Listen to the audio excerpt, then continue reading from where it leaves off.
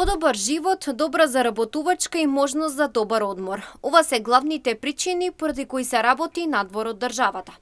Дел од граѓаните заминуваат на сезонска работа, а голем дел од нив не се ниту враќаат. Голем број на граѓани приодов заминуваат на привремена работа во Хрватска и Италија и тоа го гледаат како можност за подобра финансиска состојба.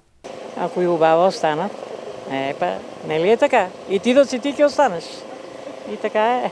Па понапред, знаеш, кој син ми тие години, оде јаболки и грозја бере у Италија, оде така работе, па се враќа сега. Не знам како е. Како не е тешко.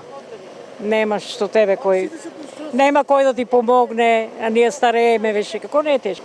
Ќе отидат 100%. Отиднава тука и нема работа и пара нема. Брат ми и сино во Италија. Јас сум за да одат.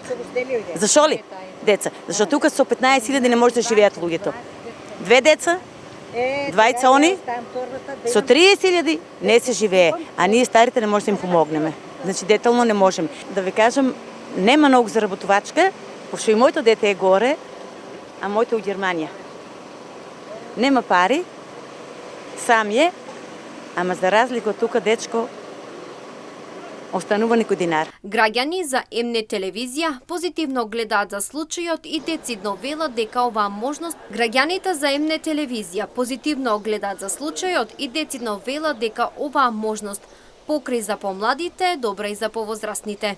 Ја оди за Италија, оди 62 години, сам оди 2 години у Италија. Земаат 10.000 евра за 5 месеца. А тука немам ни пензија, ни работа, ни ништо.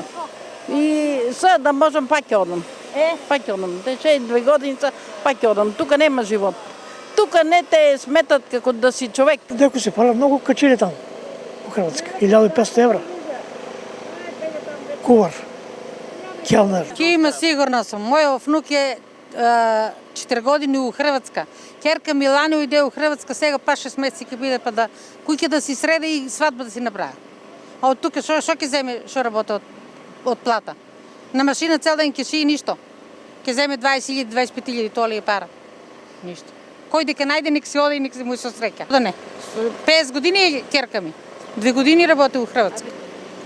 И да донесе нешто, да земе, да присуствува. Деца да обстанат. У хотели са.